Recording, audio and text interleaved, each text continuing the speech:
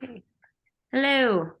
Welcome to another edition of Esoteric Book Club. We're reading Ingenium by Frater, discussing the rest of the book, Chapter 5, Becoming Ingenium. Let's go over our overall impressions of this chapter before we get into the nitty-gritty. I felt very connected to this chapter. I usually reflect on things in my own life and was able to really do that with this work. I feel like he summarized things very succinctly.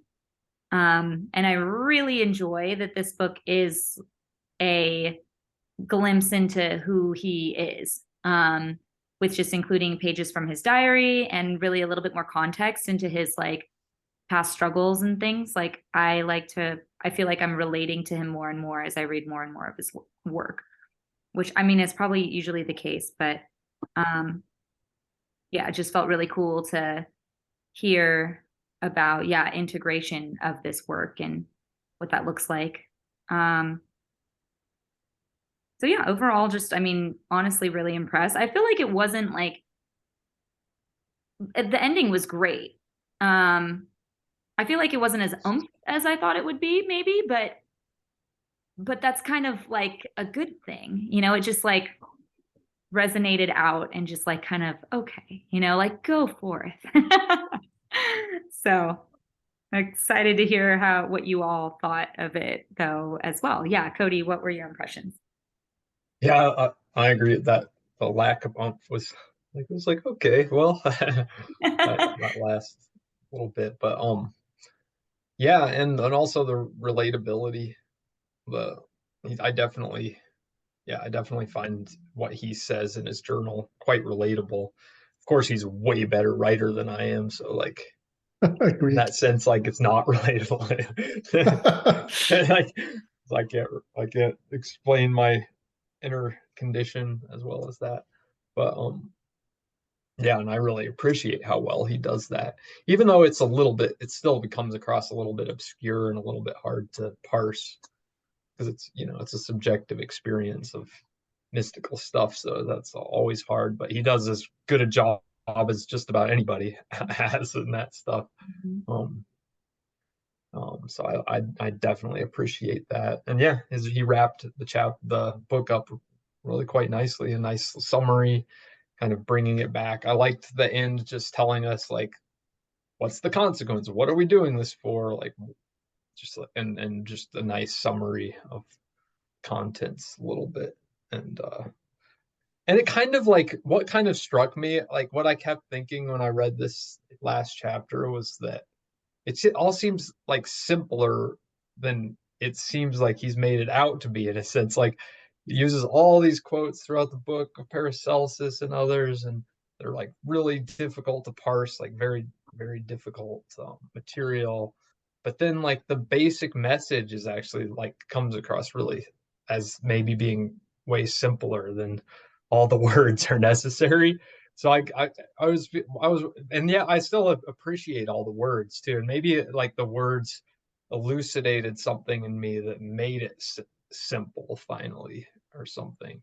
Um, but I keep going back to the other parts of the book. Like, did I miss something? Like, is it, is it more complicated than, or like, it should be more complicated, but am I only like getting a really simple understanding of it kind of thing? So I was tackling with those things with myself with this chapter and summarizing the whole book.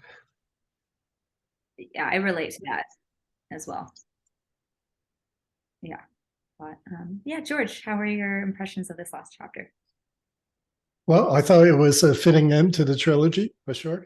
Um, there was definitely, you can feel that he has some kind of framework in Holy Daimon that continued into Holy Heretics. And now he finally wrapped it up, right? So that you can see the progression over probably a span of 15, 20 years. Um, in working probably 10, 15 years, but in preparation leading up to all the workings, probably a good 20 years of work. And you can see in very plain, very unpretentious form, even though it can sound that way, right? Given all the knowledge that he has sort of demonstrated and put into the book as a backing argument or backing setup for his central message. And that you can see it develop all the way through into some kind of coherent framework that involved essentially a person's working over decades. And that in and of itself, I thought was absolutely wondrous, right? Without having to decode a grimoire so somebody has written and has discovered and then subsequently published, wishing that you can relate to that information still with the current modern mindset, and sort of having someone who's sort of taken that path, but really demonstrated it to you as a modern magician working through this over a long period of time. I think it's a great service to modern magicians. And I think this book in the final chapter, and a little bit unlike you guys, I found it to be absolutely a masterful way of wrapping up a long working and to demonstrate why the traditional knowledge still matters in magic. Even with all of our developments in the current or modern streams, why things from before actually can be related to in a very real way and still has a great deal to teach us, instead of just waiting for someone to synthesize it for us and then to simply practice that system. And that there is a great deal of knowledge and connection that I felt with the past of magic through this work and its relevance all the way up until the modern times. As before, when I read him, Frater, I feel he is a magician who has similar realizations as I do. And so much of what we do, even if we come from different places, and even if we conceptualize differently about the subject matter, much of the actual activity of magic and the actual progression from a more ritualized practice to a much more integrated way of life, and that sort of integration, I find it's like somebody writing things that I can't write quite as well, right? So I feel like somebody is more eloquently describing basically the same sort of direction. It's not exactly the same, but in essence, in all the ways that matter, we move in very similar directions in the way that we explore magic and in our realization as well about magic and its impact in our lives. So he is obviously more Western than I am, so he has more Western ways of describing it. But I think that is good as well to see the contrast between what I do, what my realizations are, how I work through things, and how he works through things and how he conceptualizes it. But it's very, and this is all the way through this entire book and essentially much what he writes. I can very much relate to his way of relating to not only the design of the practice, the theory behind it, but also the actual praxis, the way that he's practicing and putting into practice, and subsequently the sort of current that he writes in. We move in very similar ways in that way. He dropped some bombs in this last chapter, so I can't wait until we dive a little bit deeper into it. Cool. Okay. Britannia, how was your impression of the last chapter? Oh my God, this might be one of my more favorite books of all time. I really, really loved this whole book, but I think the simplicity at the end was like a beautiful touch in like the way he's even describing Ingenium. Like you're coming into Ingenium, so it's kind of like you are like piercing through this next thing, and he's making that like glass like that you are becoming like very simple so that like the work that is to come isn't like so overwhelming, but like the work that you've done has like the integrity and like value and like clarity and importance.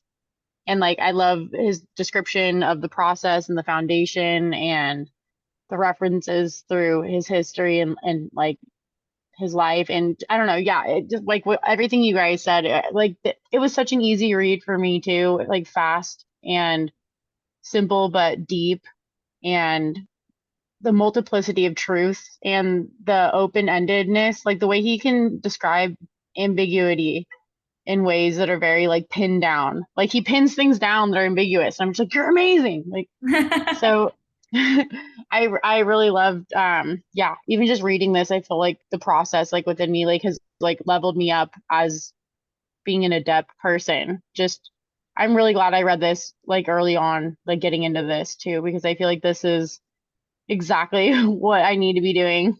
Like and from like his description of like magic is like from when you wake up till your presence in your dreams. I'm like, yes, like oh my God. And I just, yeah, like so much of what he was saying and his descriptions of it too. Like it even invokes my synesthesia. Like, and it kind of pins down things that I've never been able to like explain to people. So I'm like, oh my God, like this man gets me, and he sees so far, and he is so astute in his way of conveying it to people. Like it's not like I don't know, sometimes when you read books, they can either be over your head or like super pandering. You know what I mean? Where they treat you like you're kind of derpy and you have to read this book and you're like, man, this is kind of a dumbed down version. You kind of want to get more into the depth of it. And I feel like he did such an eloquent job of writing in a concise and meaningful way, but having such powerful imagery and like processes, because those are like really personal things you can't really tell people how to do or describe, but like giving those platforms, like especially just like the glass with like the Ingenium, that's like the colors and the spheres and like moving through like how to like interact with like that, and just becoming like I don't know, just yeah, like the whole atmosphere kind of metaphor. I really liked how it like it's like a permeating atmosphere like thing through everything. I don't know. It just it resonates with like how I feel and how I see the world too. And it's nice to be like more aware of the things that you feel like you have like a deep knowing inside you, and then like you find like more and more ways to like know about that stuff. So I don't know. Thank you guys for showing me this book. Can't gush enough. Thank you for being in book club. Cool. So let's get into it. The Book of M and the Ens Astrale. So he really gets into Paracelsus's, or gets a little bit deeper into Paracelsus's mindset, right? Around how he, I mean, yeah, what somebody else maybe take the lead. This is the part that I was a little bit trying to get into more than others. I think it's because the history parts I have more issues with than the hands-on things. So he is leveraging the guy who essentially sort of spearheaded the Rosicrucian movement, stating the influence of Paracelsus and his method of thinking on the subsequent current that moves through Rosicrucianism, you know, as a step moving into the modern times. And he's talking about the Book of M, right? So trying to refer to M and really talking about M so that he can disambiguate the Ingenium and the astrological influences, things that are coming from out in the universe, relating to the previous chapters when they were talking about things such as, things can be in alignment or in disharmony, and that has influence on the human. But then really disambiguating that the internal firmament, right, the internal sky, the internal galaxy of the human being itself also having an influence, and that the alignment of the two, and then the subsequent the relation of the speculum, right, the Ingenium and its importance as a regulating lens that you can tune. So it is essentially a long argument in really demonstrating the point of where everything fits and how to disambiguate things such as external influence, internal influence, right? Identity itself, and the activity of magic, all within the historic context, which I thought was really quite masterful. To be able to take a quite obscure reference within a work like that, and then subsequently actually track down the actual place where all of this can be made sense, and to document it very clearly in the first chapter. And yes, in the way that even in the language that he's updated, it's a little confusing as you're reading through it, right? Without the framework that he then subsequently gives you as a development of the argument all the way to conclusion.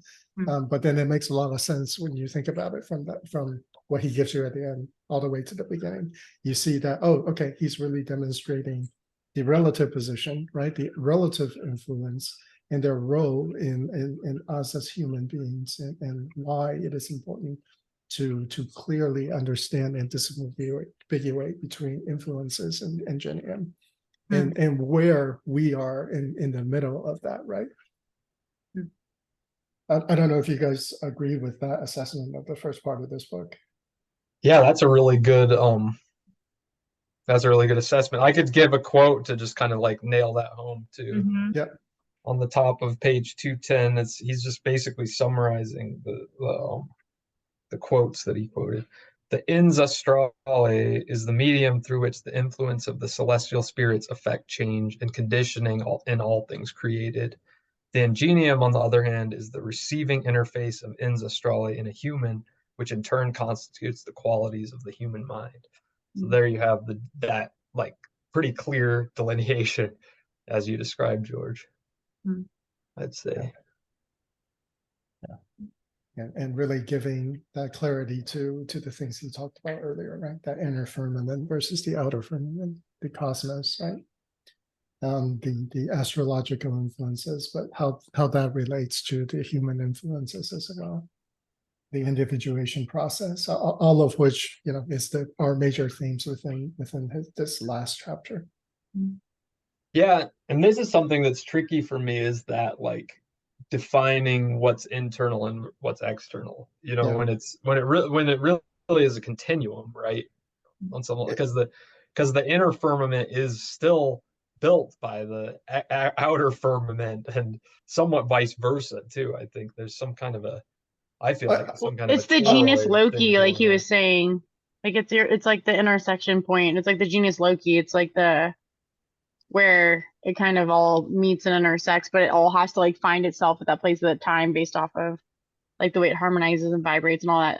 I love that metaphor too that he was using. It's like a literal and metaphorical with the body, but yeah, it goes back to that. And as with so much within magical writing, and really throughout the entire history of magic, right? When people say things like cosmos, we have to remember that back then it does not really mean what it means now, right? For us, we think cosmos as being a physical manifestation of the cosmos. And so when folks are speaking of the outer firmament, but that includes also the spiritual aspect of the outer firmament, composing of the influences which forms the each and every cell of the inner spiritual body, right? So these concepts are not in the specific way that we have essentially modified our thought systems in science to reflect. So when they were speaking of the cosmological influences, I'm thinking much more of like spiritual, astral realm type of stuff, as opposed to the sort of physical manifestation of some of those super qualities that are beyond our physical body. This is where I think it's really he did a really great job by really isolating into the body, right? And making the body as the stand-in for the physical universe, the physiological phenomenon of the individual.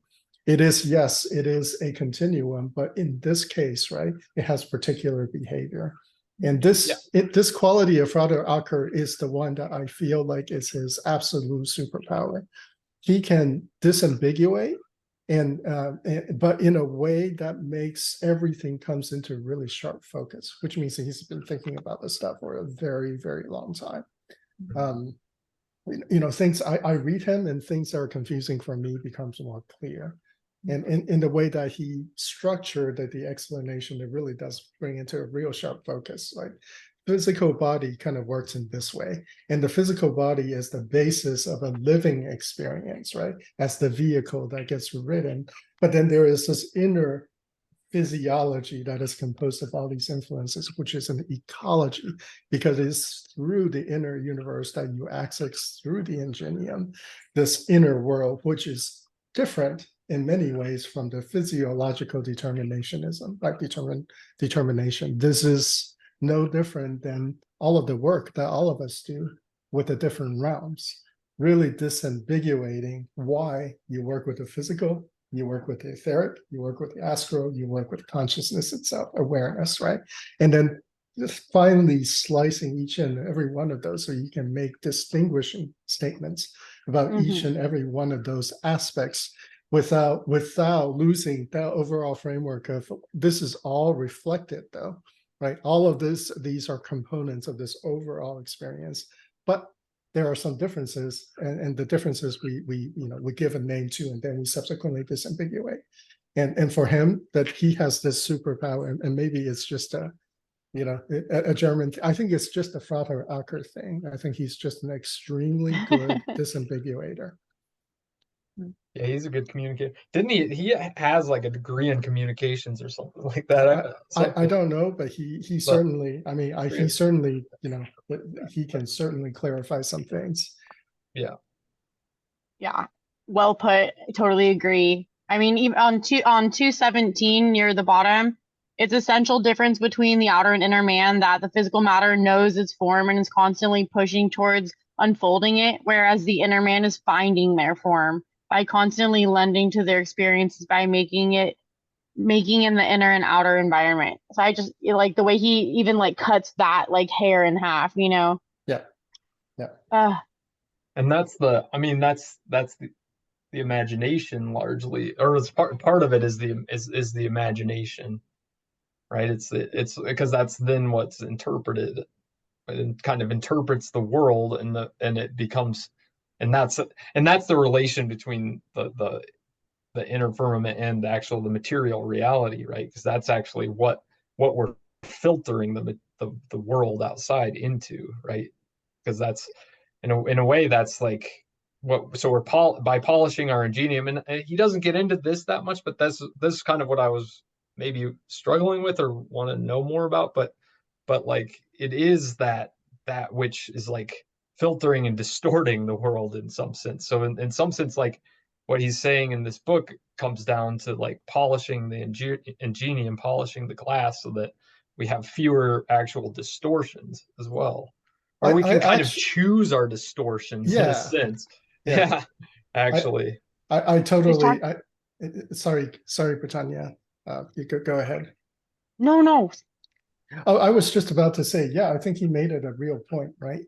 To first walk you to the stream, right? By saying that, look, this needs to be polished so you can understand, right? You can clarify, you can peer through with less distortion. But then he has an entire paragraph all about the difference between us and angels, which is direct reflection, right?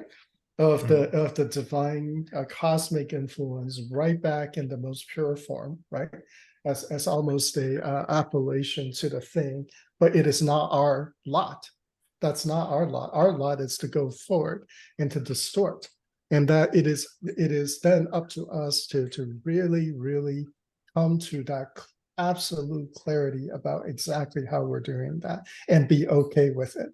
And that's later on he gives a lot of weight to that, and that to me is a masterful clarification. It's like he has an idea in mind, but he kind of walks you through the historic, even sometimes using his own examples in his own journal about how he reached these conclusions. And this is the antithesis of something I I complained about in previous chapters early in the book, which is, hey, you are criticizing these earlier methodologies, but you're not really showing the progression. I think by providing his journal, he kind of answers that, right? I will show you in the most personal way this progression. And by the time I am done, right, my point becomes crystal clear. You see why I have come to the kind of conclusions that I have. Wonderful, just absolutely masterful in presentation and in communication. What's interesting too is that he's, and I don't know if we've mentioned this much, but he says in interviews and such that the spirits helped him write the book as well. Yes. Yeah, which Yeah. I think is really, really cool and interesting. And of course, I mean that's the case because like that's the whole, that's kind of the whole point of the book is that he's gotten there and this he's in touch with the spirits that he's brought in. As all of Like us he- should be. Yeah, and then Like it's the process of co-creating something awesome. Yeah. Well, he was Tanya? using that metaphor of the violin and how you're the instrument and you can kind of align yourself with, the divine that you feel would best play you or like use you as an instrument. And I just love that. It's like so beautiful. Yeah, because And- I always thought of resonances and you like emitting frequencies and having frequencies find you and how that interacts with what you're doing, but I never thought of it as like an actual instrument and like who you're deciding to pick up the instrument to play. Like I think that's a very different metaphor. So that was cool. I always, Sorry, Britannia, go ahead. No. You muted yourself.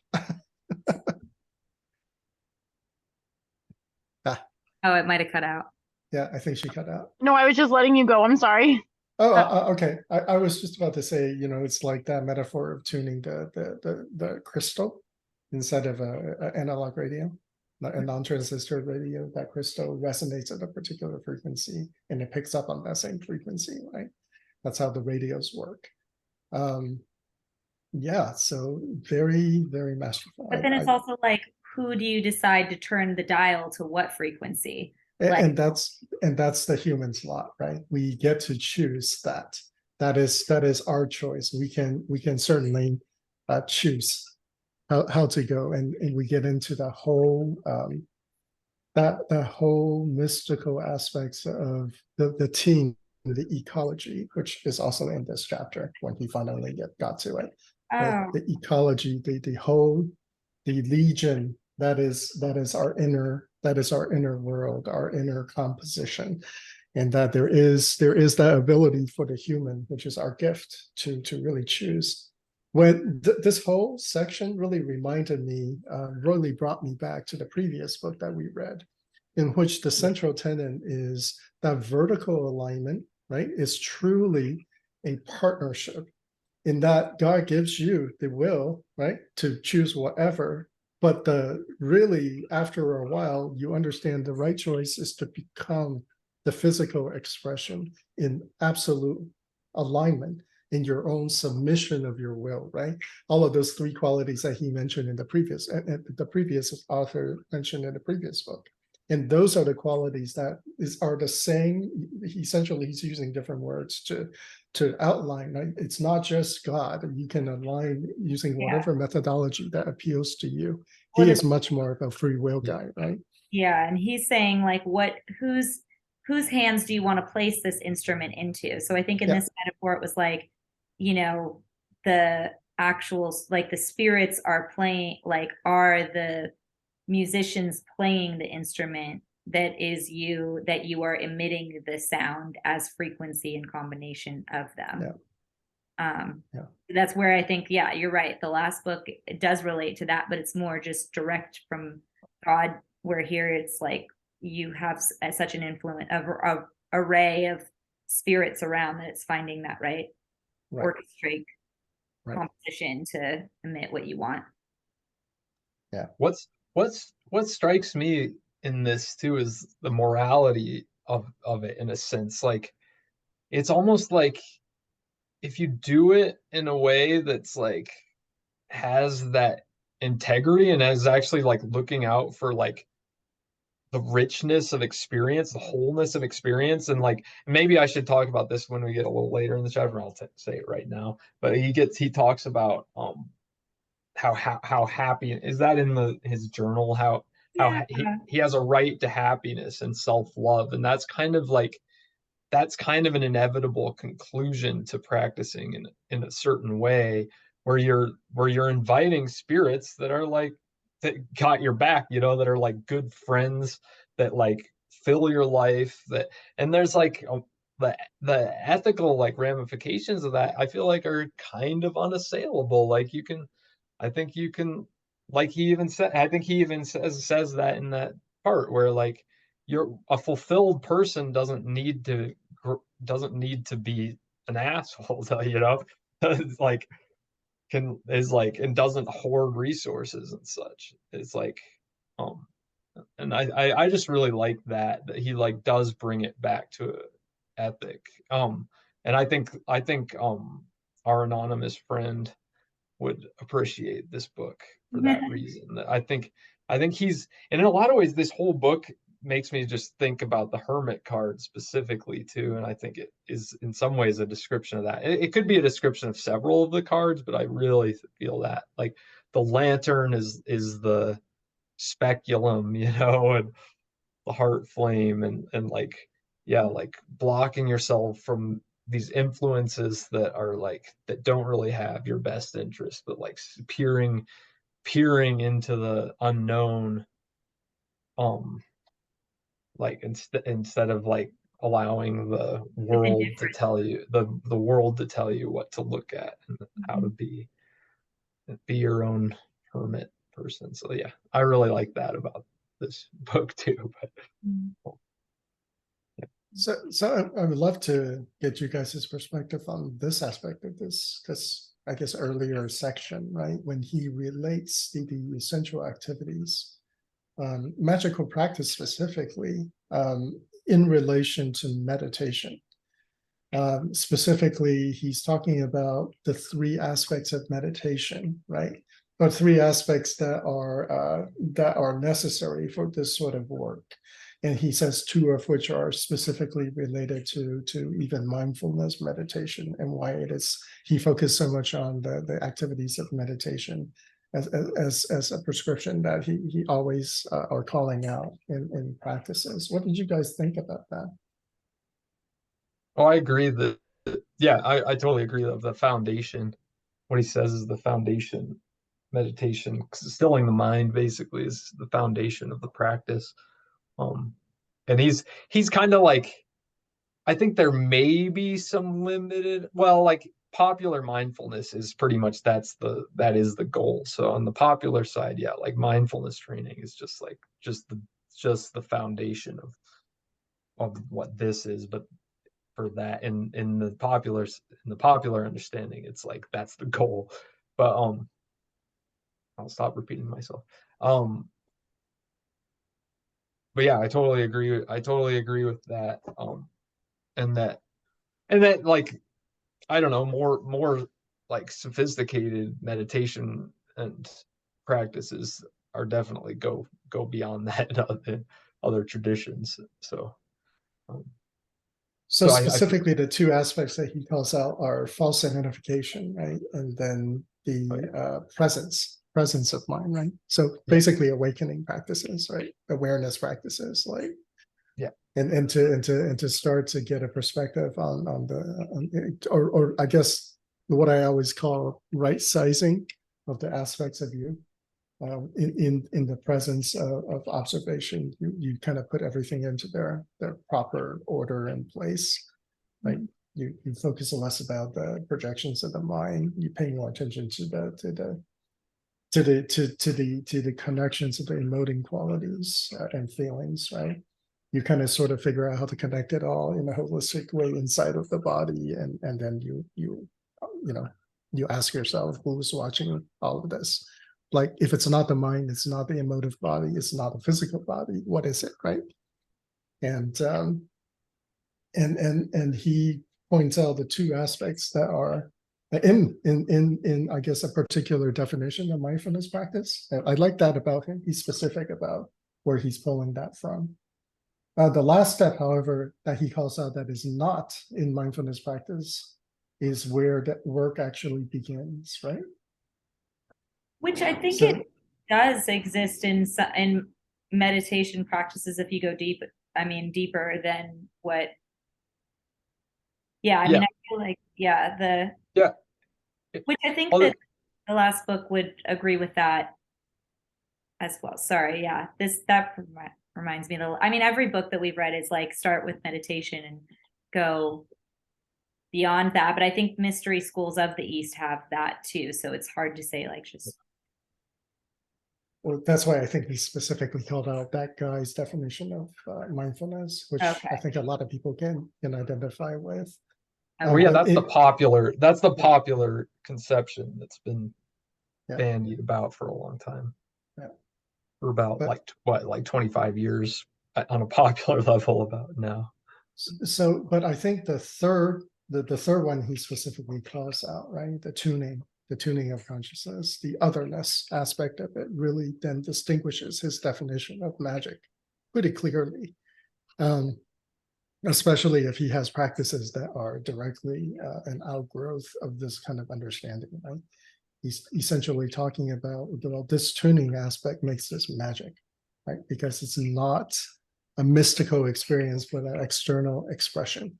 And that this goes very much to magic as a lived thing, magic as being out in the world, magic as an activity that has a real outer element to it, not only from a tuning perspective to the otherness, right, but to actual like engagement of this within the actual living of your life. You know, he goes into his work right later on in the book, and I find that to be a very apt way to really hit that home.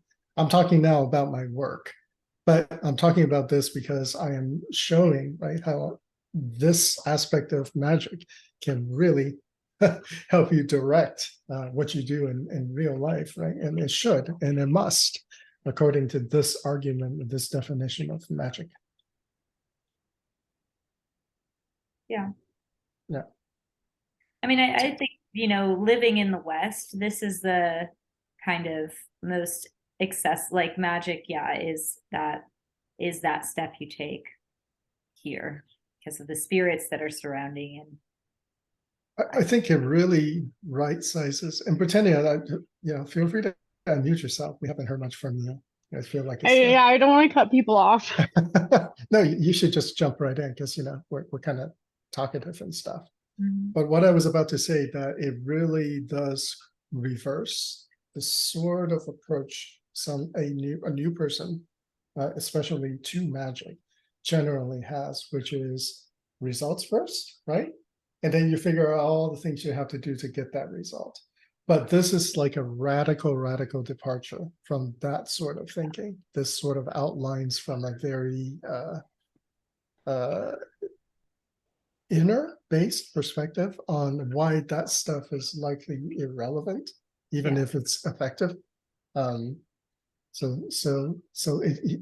doesn't go into the crassness of like left or right hand path, right? None of those things seems to want to even arise in this sort of argument because it's completely irrelevant, right? There are aspects of both, but he's really mostly talking about a dynamic balance between all of these aspects, and the expression of which almost seems like it feels deterministic, but it's not, right? It contains also the free will aspect, which is underneath it all. It is our nature. So real, like a real, it includes a lot of seemingly antagonistic concepts into a workable framework. Very nice. Again, our anonymous friend would approve. Yeah, I agree. Of what is the opposite? What are the words he uses for this? Anyway, forgot. I really like ideas. Sorry. It's all you, Britannia.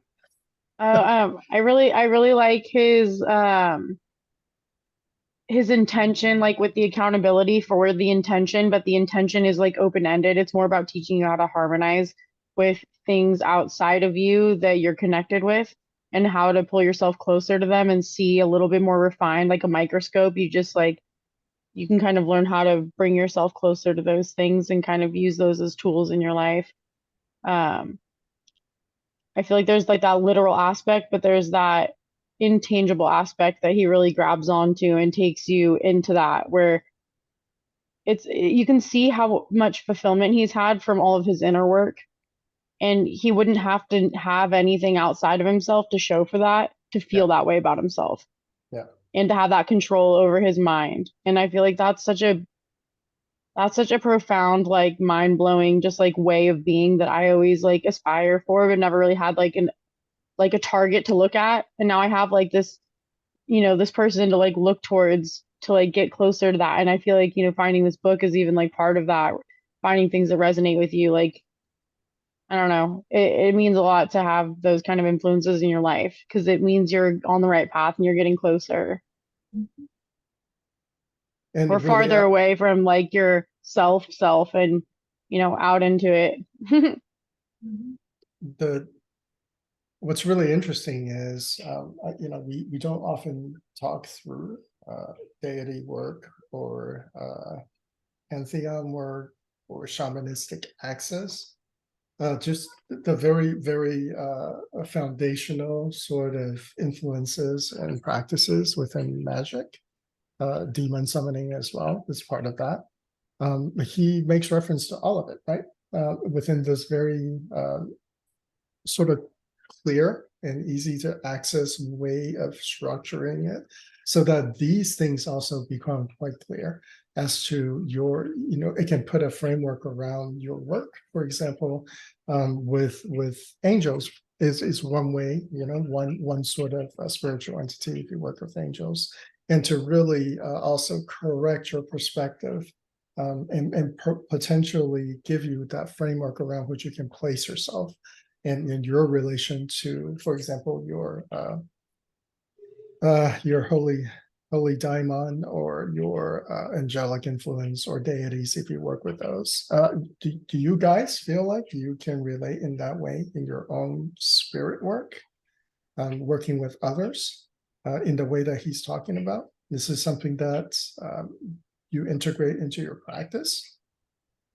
Yeah, I was going to say directly what you meant, what not just in like practice, but again, he always brings it back to like while you're feeding your dog, but I was just after rereading a chapter, I went on a walk and I had a little encounter with somebody out there that like I won't describe the encounter because it's kind of a weird long story, but weirdly long story. But like I immediately like was reminded of like the feeling like I felt like I could recognize other like a demon, like something hidden, but like that's like I don't know exactly what it is, and Mhm. like but it causes me suffering. It causes like fear basically, and this and it was subtle, but it was a subtle everyday kind of thing. Yeah, But it's like I always been, recognize I could like yeah. I immediately like could recognize that after like just considering this chapter. It's really interesting as like this form that's being wrapped around this experience and this feeling that may perpetuate the same kind of behavior that I do, by like attaching myself to it in a certain way. So Yeah. like this like space around it and kind of like open heart and love, like and even self-love kind of like helped like I realized helps me kind of insulate from that experience, from that fear and that reaction. And like yeah, the reaction still happened, and not the I'm not as proud of like how I didn't like do anything bad for the person or anything, but my own like inner thing was like feeling a little bad for like having that fear, but I was able to like put some context around it and put space in it there. So like that's where like the everyday that like throughout the day help this kind of work. And that's to me is like really all that really matters. I'm not much of a ritual magician. I don't think I will be. I'll do some big workings, and I'm getting ready to do one, but not to the extent that I know like Frater does and others. And I'll do it like little things throughout the day. That's kind of more my go-to also. Yeah. Yeah, I feel more like a ritual, like I would be, more like that's more of my magic flavors, probably like calling in different angel stuff. I mean, just with like workings and what keeps me on track for different things. But that's cool. I mean, I think, yeah, your story, Cody, like definitely brought up a few stories in my own head, and like to start framing it that way of like, what spirit influences are behind this reaction, and how can I give space, or even his formula at the end of, indifference, perfection, the four things. It's like, those are just faith and improvisation. Just kind of framing those contexts with those type of experiences just gives another word for it. I'm excited to like dive more into spirit work because I like it. I have an affinity for it, but then also you can start the reactions that you get while you're in those meditative states definitely stick with you, like more so for me while I'm outside of those states. So like if I experience something while I'm doing ritual, it's more resonant, and I could be reminded of that thing as I'm in my outer world. You know what I mean? I think especially with some of these angels. So that'd be a really cool thing to dive into, which I might soon then. But yes is the answer. So I'm going to make a quick observation because this is quite interesting. So you know how we always talk about it's all experiential and embodiment and all that? Well, this is a case in which when you guys have read a book full of ideas and arguments, and it actually polished your ingenium and tuned it to a particular kind of frequency in which things which used to be subtle became perceptible through nothing more than a framework of reading an argument and resonating with someone's words on the page. So in this, I would say that he has infused with this book with magic. Now, the interesting thing about that is that,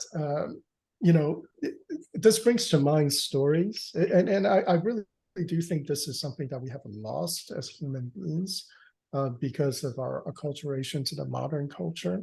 But do you guys recall reading fables in which people are like, they're having their normal everyday experience and then and walked like an old beggar or something, but then in the story they will say, I instantly recognize that was Zeus. Do you guys remember reading stories? And I listen to mythology every night. Yeah.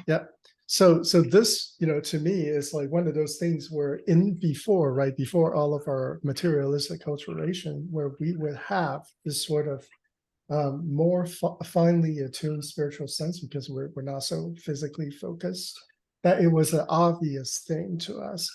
But it's amazing that this book, right, written at this time, written by a modern person, is able to reactivate those centers of your brain and to actually, it's not really your brain, right? When I say your brain, you understand I mean the inner firmament and the mechanisms that supports all of that. To be able to do that through words and through like a pretty like layout, arguments, clarity kind of way, to be able to change your ability to tune into certain aspect of things is great. I myself work with deities, right?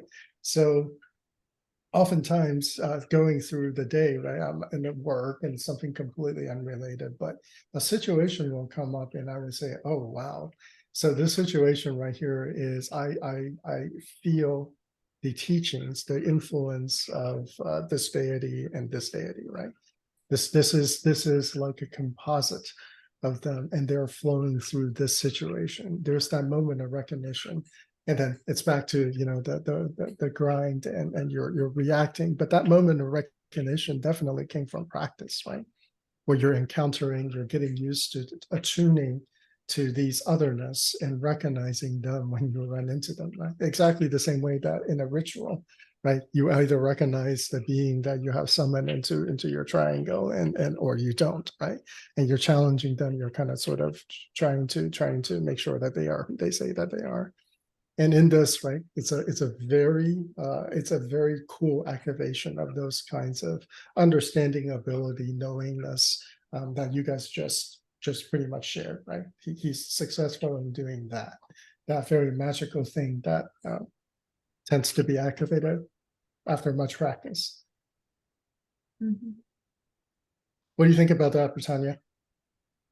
I think that he gives you a momentum in that way where he was talking about the flaming arrow and how it kind of ignites the Ingenium too, in that way where like he's doing that for us with these words and the messages and the processes and the kind of enlightenment that he bestows on the personal process of reading this book and just being activated by it.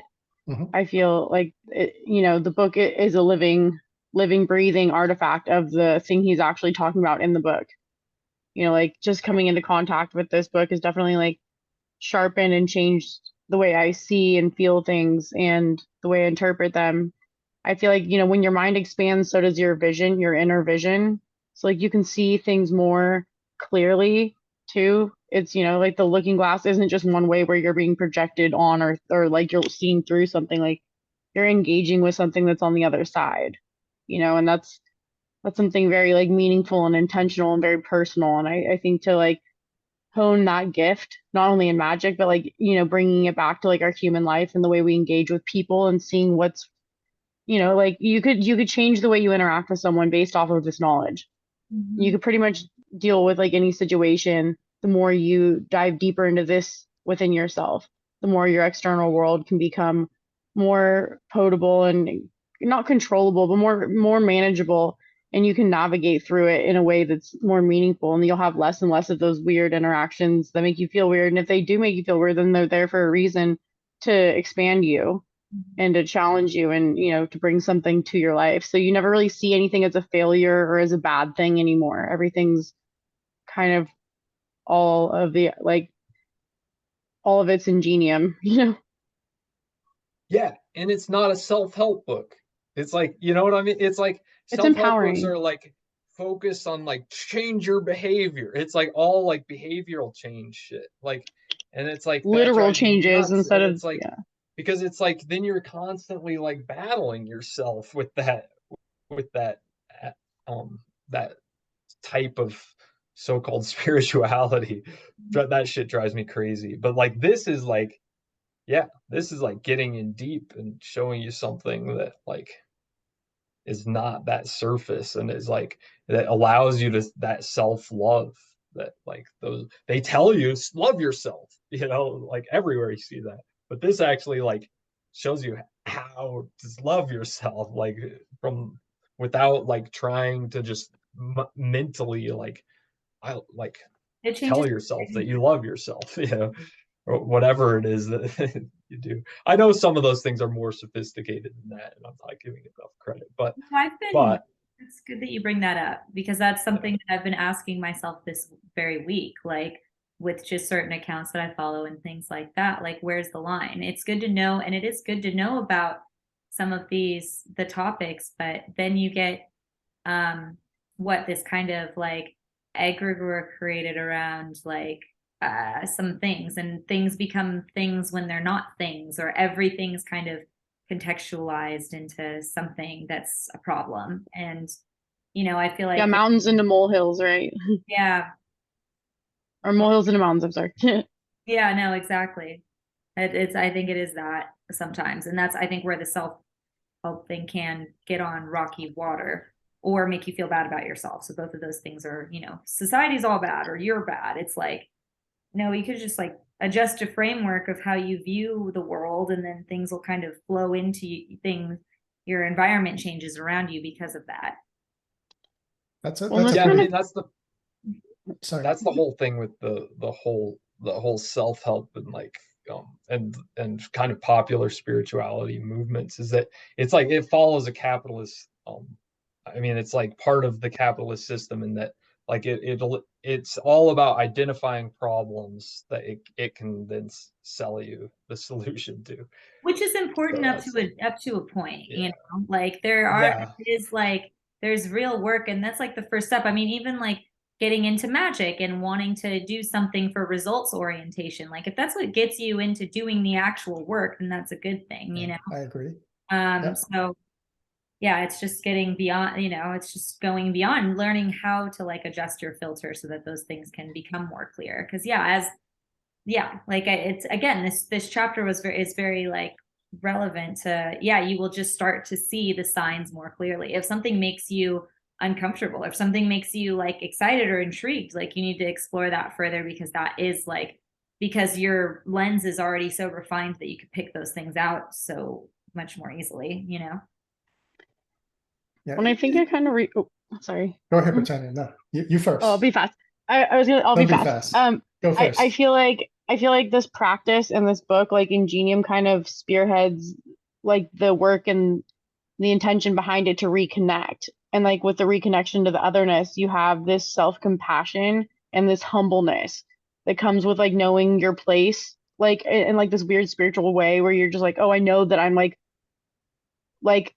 I don't know. I feel grateful to be like in contact with this thing that like knows and feels and has like more going on in more ways than I could ever know. But like somehow like they grace me with their presence, and like I have this connection with them. Like I'm drawn to them, they're drawn to me. Like we're working together to make things better. Like it and then it just makes you feel like humbled, and like you have that self-compassion and that love and that elevation where it's like you feel like you're working on yourself in a real way, but it's something that bleeds out externally. But I think it starts, you know, with that interaction of like, you know, intentional vulnerability, but in a very like precise way. And, you know, the way you clean your lens and where you're kind of orienting yourself and how you're moving through your world in that way, inwards and outwards. I don't know. I just, Yeah. especially with the synchronicities, you know what I mean? Like that's not like a coincidence. We all know that that's like real, you know, that's magic at work.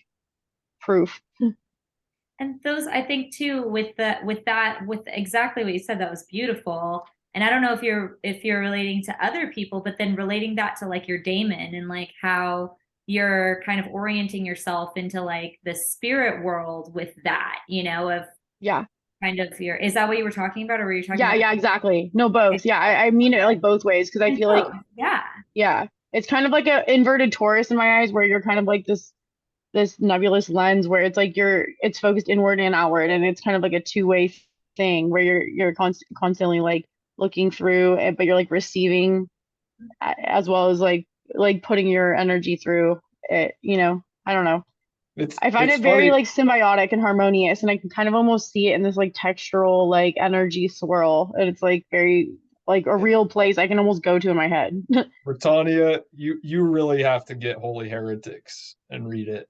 Like I think I'm going to after he keeps name Yeah. dropping in this book in the best places. In the end of Holy Heretics, it gives you a diagram, and the last ritual actually has you like visualizing it.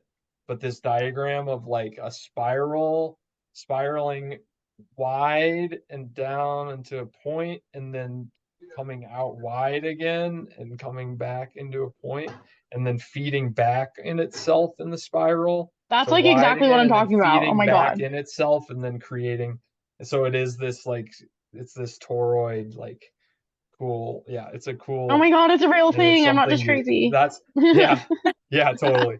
And that's like that's the ritual where you'll fall down the 7 planetary intelligences at Oh, we're moving once. into planetary. Yes. Ringing the bells. And then and in order to like polish your speculum and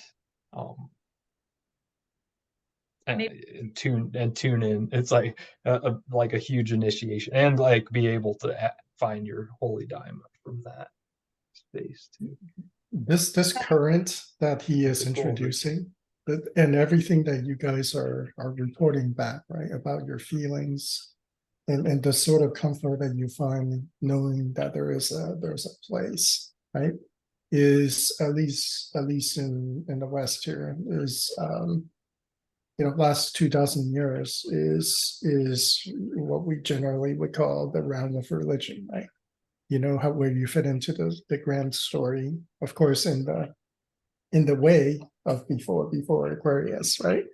It's about suspending that sense of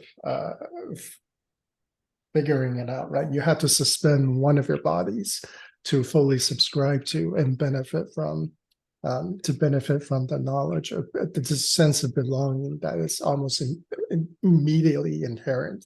If you simply suspend like a particular aspect of you, then this will come to the fore. And now, like as people who practice magic, right, who are focused on the spiritual, and yet here on this call tonight talking about this book, I'm hearing a real sense of that that thing that religion really gives you, right? So this is a clue, I believe, in what religion and spirituality is going to become as we progress through the age of Aquarius, as we figure out how to really mesh the two together in a way that does not require a full sacrifice of a particular aspect of ourselves.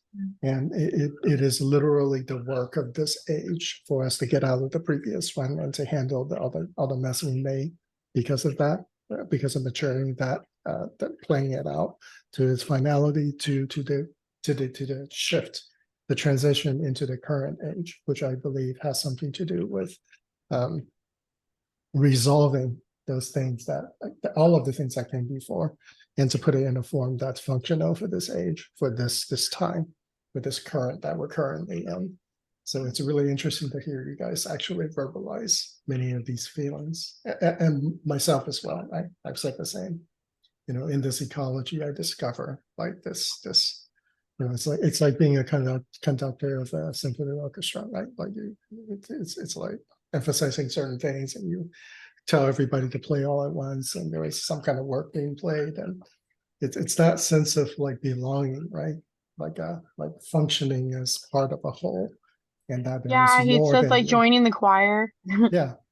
Yeah, exactly. It's more than you, but it's all working like hand in glove, right? You're not separate from the thing, but you're also not submitting to the thing either, because you get to choose. So it's a very neat, a very different kind of feeling coming out of that current and working out of that current as well on a day-to-day basis. A big part of that to me is I think you kind of blasted past it in what you were saying, but like the non-commitment to truth, like not commitment to any like simple answer about the meaning of it all. That doesn't matter to this trend. In some ways, right? And that's a essential part of it, is like is not committing to in that way, but like finding it in yourself and finding it in the world and connecting with.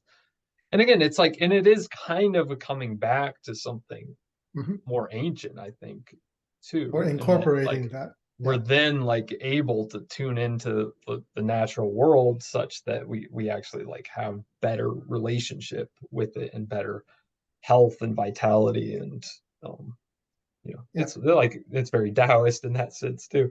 But so like the ecology is no longer just the physical ecology, right? Although of course that's a physical manifestation and a physical playground of those and the eventualities of all those currents. And as we try to move beyond our conditioning into the new, right, and figuring out what this new looks like, we no longer have to worry about killing the old, right, killing the ancient, because that has already kind of been done, right, by the previous age.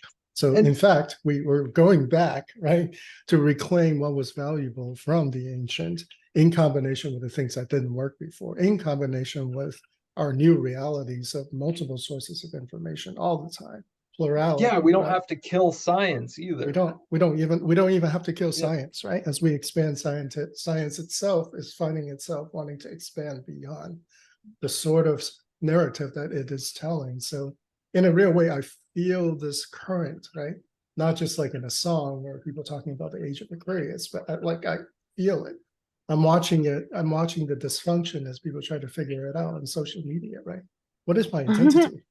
Right? What group do I belong to? Well, do you really have to belong to a group to work it out, right? Do you have to look just like everybody else? Is this really all about that number, right?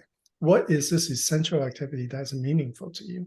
And you can see people trying desperately to work this out for themselves, and all of the dysfunction that comes from, oh, we're still indoctrinated with the previous ages sort of assumptions, and without radically shifting that, it's impossible to act differently, impossible to not walk ourselves almost immediately into a place of dysfunction, like systematic dysfunction as well, right? Because we're not, we haven't fully come into this thing, and we're really just trying to work through like the work through and to get past some of the things that we just, we're still trapped by, very much so. There's a lot of like inner identity crisis that's been happening, especially with COVID. I think it like pushed the world to the brink of like this inner identity crisis, and it did bring into question like mortality and like a lot of like these beliefs of like, you know, how are you going to live your life and that kind of stuff. And I think that was really good because it kind of forced magical decisions upon people in a way that like kind of leveled people forward, or at least kind of put them in the throes of it.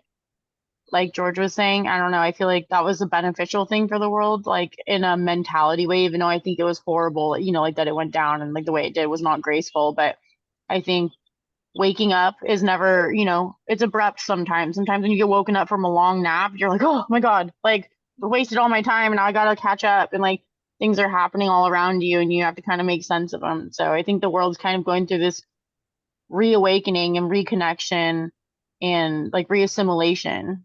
Like there's a lot less between us now because things, like you said, were torn down, so we don't have to do that kind of work. We actually get to do the reconstruction, which I think is the most exciting part. Yeah, we may plant some trees that we never get to sit under the shade of, but we know that that's they'll okay. grow into that, you know. Like I'm so I'm Yeah. like I'm more than okay with that, and that's like the thing that makes us the most human, like in like this really like divine way where like that's where I believe in all the good and people in the world and all that stuff. Like I feel like deep down in every little dark crevice there's a freaking little light in there that just wants things to be better, you know.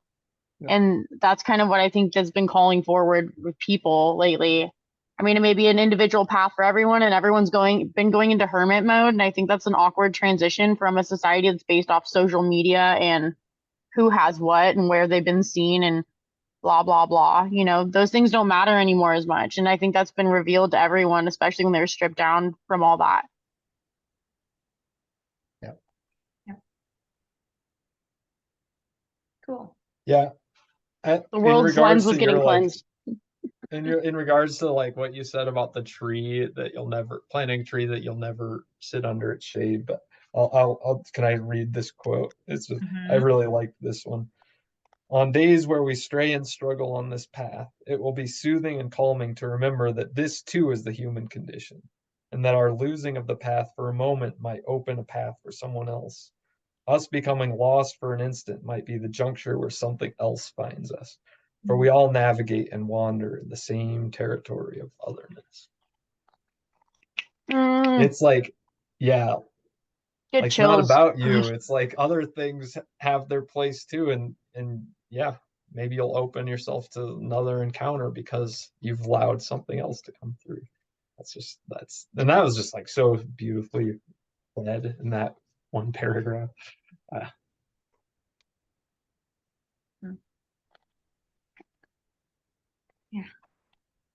Yeah. The way he makes you feel accessible to things you don't understand, and the way you feel connected to those things, it's a very fourth word drawing thing. It like feels like it's like pulling me towards more knowledge and more truth and more experience, and it's one of those things that you know you're just going to be on a path for the rest of your life, and you're going to like love every moment of it, and it's going to be a surprise, and it's going to be difficult, you know, there's going to be happy and sad times, and but you just know like there's like, I don't know, like you're not looking back. Like I don't know, I really enjoy that feeling when things click in my life like that. I feel like this book really has helped me click in a lot of ways. I'm pretty sure he'll be happy to hear that. Mhm. Oh, So he goes into his diary or his his diary. He said unedited text. And I just was so grateful for, the rawness of these entries. When he is questioned, Pollux, is that his daemon? So Castor and Pollux, right? He's referring to the two parts. Right. One part is the Pollux and the other one's Castor, which is himself. They're just aspects, right? Oh. They're distinct, but they are of the same cloth. And he Okay. talks about this in his diary, in one of his realization, that it is in the differences that this dynamicness exists, in which we can progress. So he talks about it without naming, Pollux or Without naming his daemon, right? Yeah. Okay, They are names of they are classic Greek mythology names. Okay. So, Castor and Pollux. Okay. I didn't get that. So perfect. Yeah, I think he talks about them in Holy Daimon. Probably. The I diary presumed. part of that. Yeah. Because Yeah, I think presume. you're right. I recall that. recall those names. Yeah. Yeah. Cool. So, I mean, what was your impressions of his integration process? I mean, yeah, I felt like he really, because this is the weeks following encounter with his daemon, and then talking about the integration of it into his kind of day to day, or how he reconnects, right? Yes. I like the tenderness in which he is attentive with like the relationship that he's forming, or like that interaction. Yeah, it feels like it was appropriately gradual. Like it seems like it happened kind of fast, obviously. Spiritual courtship. Yeah, it was like a courtship. That's a really good way to describe how it felt reading it, at least. It didn't feel like you're just, because I mean, I was wondering that, I think, as like, I'm really glad he clarified that just after reading Holy Daemon, and then thinking about how that changes your life, those things need to happen kind of gradually in order to, right, have more impact. I don't know. Well, I mean, you do a whole bunch of preparation for encountering your holy daimon, right? So all kinds of operations have been documented, all different approaches. I think it's a long and drawn out process of really preparing you to submit to something. In any kind of classical education, there's this idea that you must be open to the methods of those who are your masters, so to speak. And by master, I simply mean a teacher who is an expert at doing what they do, and that there are students who are not ready for particular masters. And that the whole point of the preparation, right, denigrating your ego, essentially, to really put it into its rightful place by doing all these things that essentially is isolating the ego and then claiming its unworthiness. It's a preparation for you to be in a receiving mode to encounter that holy daimon. But once you encounter your holy daimon, then you might be ready to start listening, but it might take you a while to correct, right, all the imbalances within you as a result of trying to execute something that your holy daimon tells you, because you can ignore those messages. As I can attest to this firsthand. You can ignore them for decades, and they're telling you emphatically, but you are stubborn in your ways, right, because you have not balanced I've had this happen. Yeah, You have that I've balance yourself. literally had this little voice tell me to be like, seriously, like if you don't end this relationship, because it was like getting to be like an unhealthy relationship, but it Yeah. wasn't bad yet. But I was like, if you don't end this relationship before like it gets past a point, like you're gonna ruin your friendship with this person you care about. And I didn't listen to it because I was like, I wanna be stubborn and like do it my way. And like every time I like everything that I've ever not listened to it on, it's always been right, and it's always been like not like I told you so, but it's like, man, you're just taking a lot longer to listen to me than I thought you were. Like, you should trust me by now. I've like been right. Like it's kind of one of those feelings where it's like, man, I feel like a child learning how to walk or something. And this quote right here, right, I think puts that really into. I referred to this a little bit earlier. My angel is not I, and likewise, it should not concern me to become my angel. Towards him, I am a child, a mount, a learner. From the connection of both of us, the strength arises, and for this, it requires difference as well as similarities in the heart. We live two different lives and yet one, like the root and the crown of the tree. So the process of integration here is really, for me, clearly identifying how you are different, because potentially through your interaction with your holy daimon, through your integration with it, you might be certain things might become real clear to you about what you must do, but that does not mean, right, that you are ready. And to the degree that this is difficult for you, really, it's that adjustment period of really taking two perspectives and really understanding where you sit within that relationship. And that integration takes time, because so much of our identity is formed around that. He even talks about this, right? For me to surrender those aspects that are ugly also means the complete disintegration of my ego, like or the way that I have held myself together with duct tape, right? That's essentially what he was saying. And that you cannot fake how long it takes to do that. You have to do it in a slow and gradual way. He talks about this as well. The speed at which this occurs, you must allow it to happen, because you can find surprises along the way. There must be no expectations about when and how fast. You must just continually engage in this primary activity, and don't forget you are engaged in that activity. And then to become really, for him, it was the final realization when his holy diamond gave him that you got to love yourself, right? That really drove that final wedge in there, and everything else I think that followed from it. The subsequent integration became a lot faster. But to get to that point, think about how many words he wrapped around that, right, in his diary, moving towards that step. And finally, there was a revelation to him. And then, subsequently, so much more came out of that. But it took some time, even after the encounter, for him to get comfortable enough with the distinctions and the identifications to trust in the process, right? Because even he himself said in Holy Daimon, I really to this day still do not know what the Holy Daimon is. So to blindly trust something that you don't know what it is without spending the time to develop the trust is idiotic, right? It just is. And that's so the development of faith, right? That's it's the trust that has to be earned. Yeah. Right.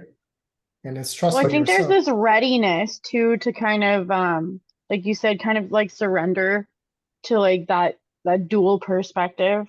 I feel like I don't know, I wanted to ask you guys, like when you guys have those kind of feelings or inclinations, do you feel like they're like an inner part of yourself or do you feel like it's like an external thing? Because I feel like it's kind of an external thing, but it's also like a deep truth within myself that I'm not ready to like acknowledge. Like, oh, I know this isn't working, or or like this, I'm going towards this job, but I really don't feel connected to it, or something. Like you're trying to gauge like what decisions you're going to make in life, and like you kind of sometimes know you're doing the wrong thing, but you want to try it anyways.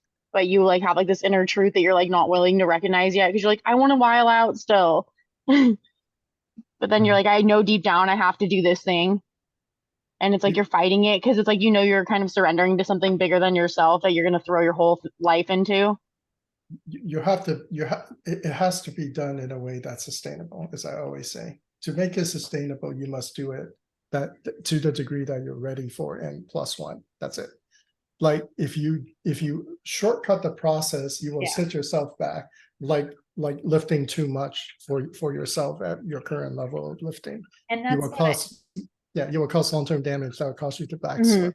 And then there's going to be more recovery time, more instead of just making I made these mistakes in Yeah, my yeah. like early teens and 20s, and I was like, man, I'm glad I did these things young, where I like learned how to listen and stuff Yeah. to like those like whatever entities or feelings, you know, but, that but come up. also I'm glad. recognize, but also properly recognize, right? Because you are dealing with an ecology of others, and I think that's the aspect that really must be emphasized here.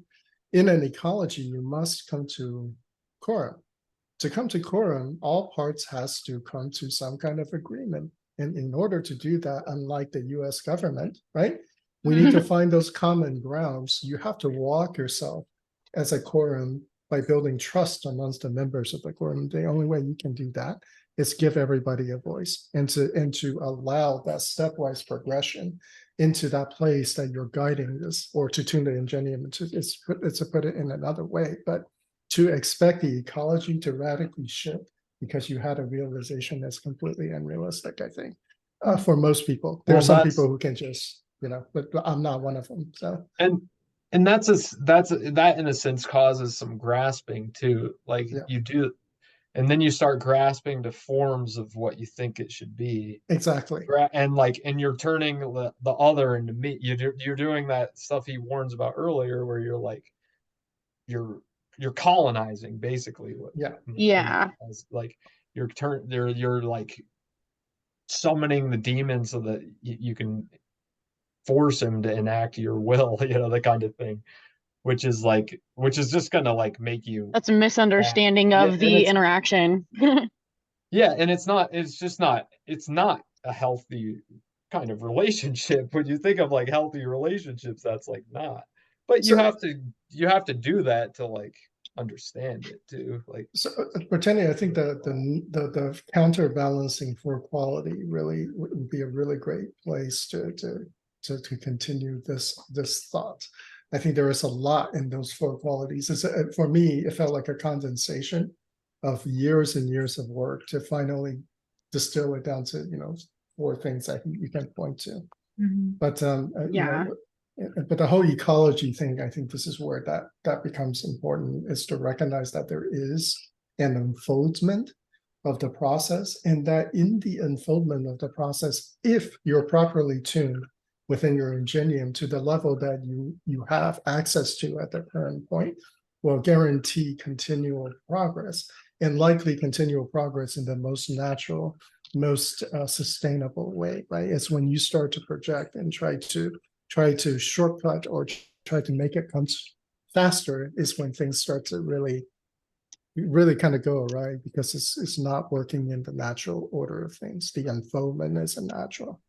And to have trust in the process, I think is a huge part of this chapter. A huge part of his journal. The journal that he shared.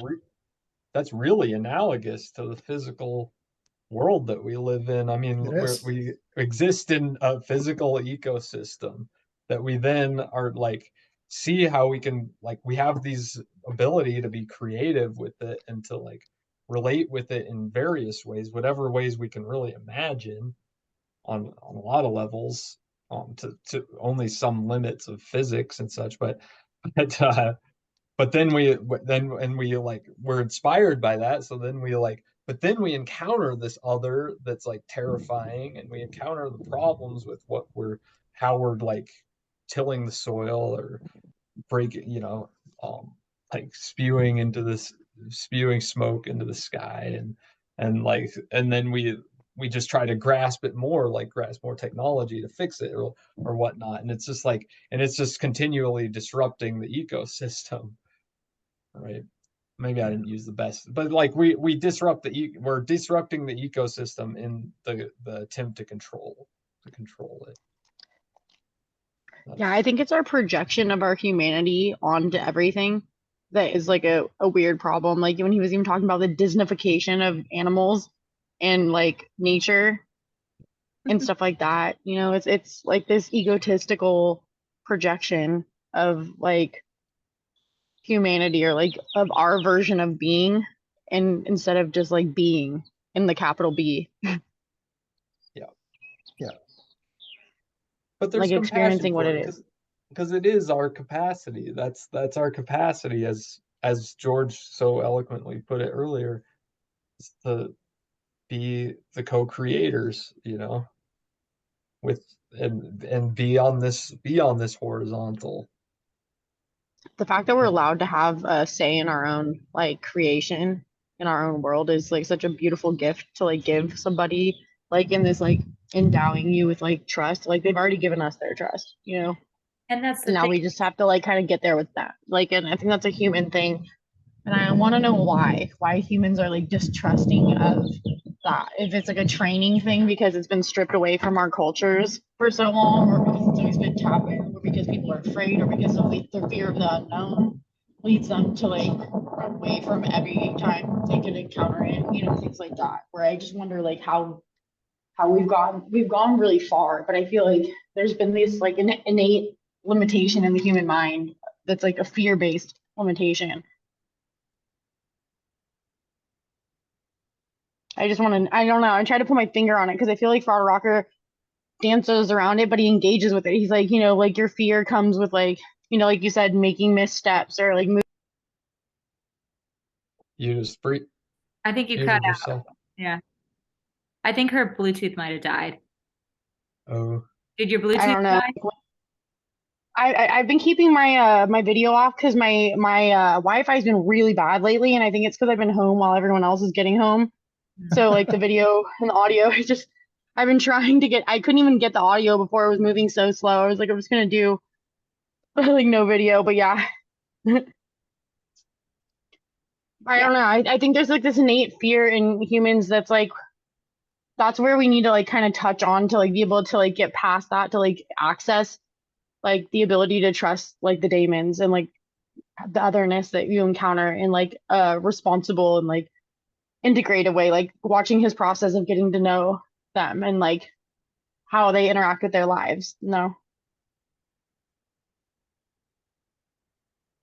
Like what do you guys think? Or like I don't know. Trying to put my finger on it. I mean, I feel like we have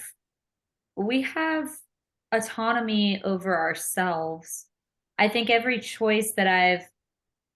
time I've tried to control a situation, quote, outside of myself, like involving other people, or then that's where things get really wonky for me. And that has more to do like with the time frame stuff. And my MO in the past has been trying to speed up situations and then they fizzle really fast, either fizzle or explode or, self-destruct or whatever. But those are always situations that involve like other factors that I can't necessarily that you inherently don't have control over, usually other people, I think with yourself, yeah, if you over try, like that's where you have choice, but you don't have like control necessarily with things that are around yourself.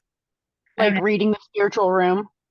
Like seeing whose energies will play nice and you know, like that kind of like reading the spiritual room type vibes. I don't know.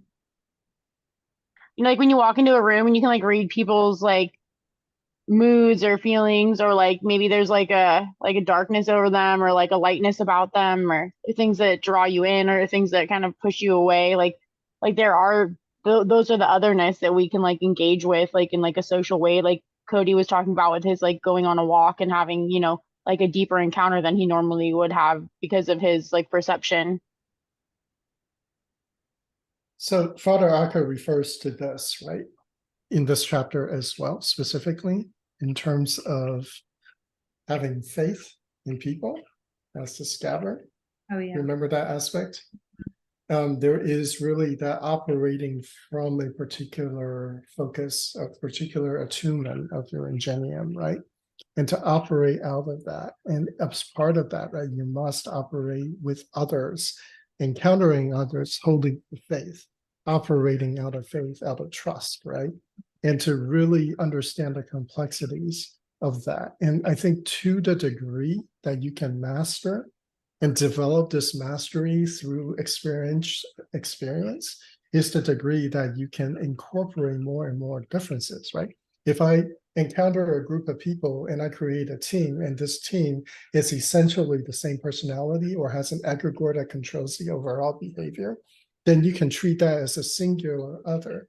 However, in another group where there's many, many different perspectives, many different personalities, right? The skill then becomes, how do I transcend being able to work with this group and really hold the space and trust that this is going to reach fruition based on what it is that the part that I'm playing. And a lot of that is about learning how to hold. And we use the word hold space, but to have faith, right? In others, in the way that they will come at it, right? And you're not really trying to force them to do anything. In fact, you're trying to just have faith that in their involvement, they're going to do the things, right? And if they don't, right, then you can walk back your faith as well. And I think this is a particular aspect that he then talks about when in relation to working these kind of understandings into your everyday life as practice, as you gain a more complete understanding of otherness, because these are just other people and they're way more like you than they are different from you.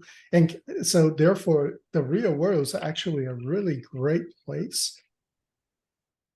I would say really great kindergarten to try all of your little games, right? Learn all your little lessons ahead of major encounters with very, very different others. And to learn to work with others in a systematic way, right? So that you can develop more mastery into really holding the space, not trying to impose a shape to a thing, and to have the trust that things are going to work out the way that you're aligned to, or not, right? Because it is potentially a lesson for you to learn at the same time. You just need to see one step beyond that.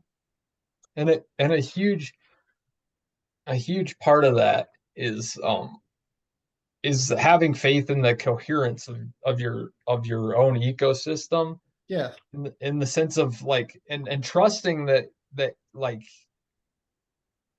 trusting that the other won't disrupt, like won't like horribly disrupt your construct of self, you know, and like holding on to specific form and content of self as something is like a recipe for like you're grasping it in the attempt to like hold on to something in the face of the abyss, right? In the face of like total ego dissolution, and otherness threatens that form that you're holding, and therefore you feel threatened. You feel like, and then you hold on, you grasp and hold even more. And that's like what I loved about, like, that's the demons like creating form, right? The demons like dropping like stars, creating form. I really like that metaphor a lot. They're you know, concretizing, right? Yeah. They're making solid, right? A potential, right? For manifestation, but it is a two-way street as well. That there are, like, even in, let's talk about ecology, right?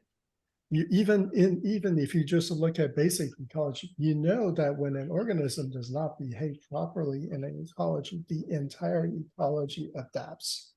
Unless, of course, there is a concept that a wolf is a wolf and only acts as a wolf, and there's no adaptation of that behavior, that leads to disaster. And this is the kinds of like things you become aware of as you plug more into this ecological concept instead of trying to always be imposing, right?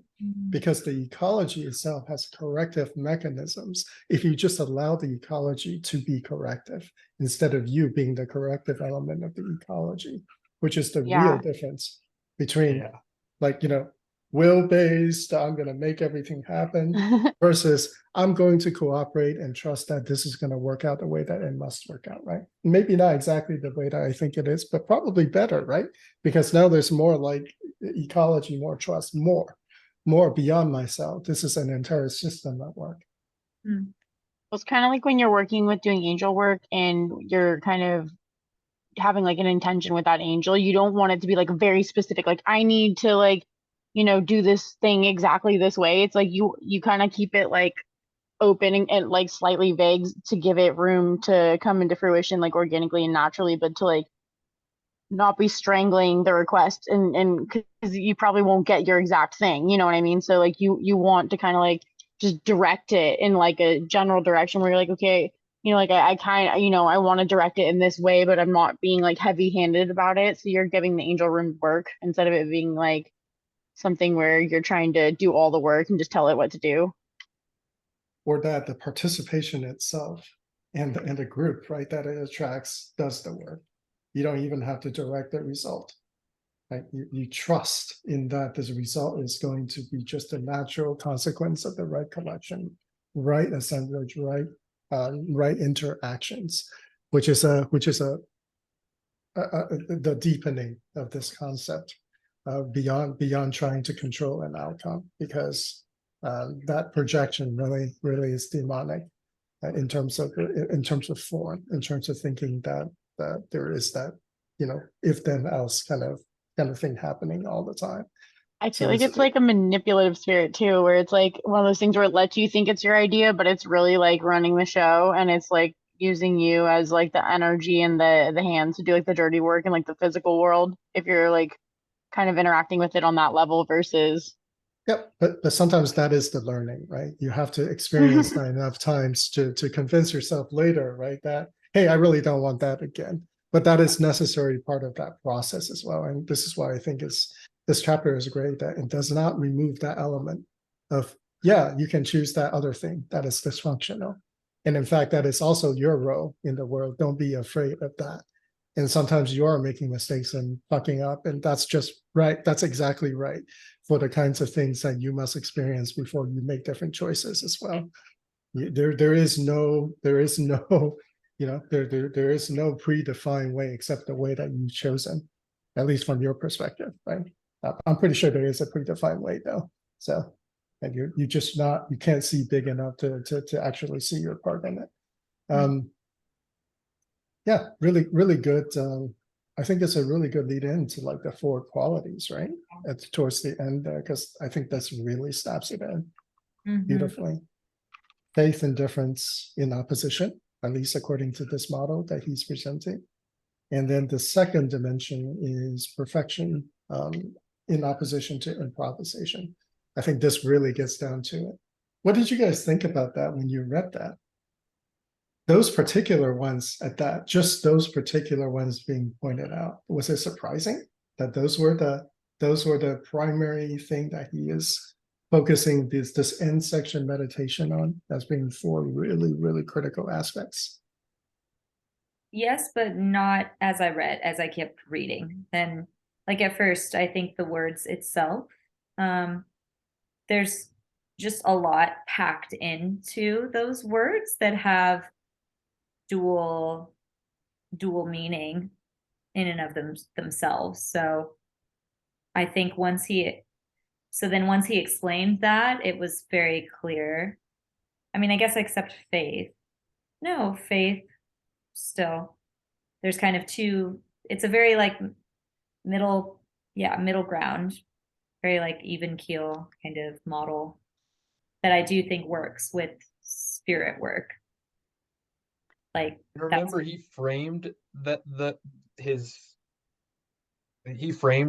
these descriptions as exercises or meditations, which I think is really interesting, because I don't think he did that for any of the rest of the book. So well, I think it's because there's like this simplicity, like this surface simplicity of like what you assume that experience of that word or that thing's going to be, but the process and the depth in which you can take it is where he wants you to go. It's not, I feel like that's why it seems simple and accessible on the surface, but like if you apply all the things, you know, reading up to this point, like each of those things has such depth and complexity to it that I love that he leaves it kind of simple for you to kind of have a blank canvas to kind of do work on too. I don't know. I think that's maybe that was part of the tactic. So if let's play this out, right? Let's actually use these as exercises in the way that I think he's intending to. So let's talk about faith in opposition to indifference. I want to hear what you guys thought about that. Why those things in opposition? Why those two in opposition? Well, I think faith is like active surrender, whereas indifference is apathy. And I think they're polar opposites, but they have a very similar like connection, like to like what the root reference is. But there's two different, like passive and active almost. Like faith is, I don't know.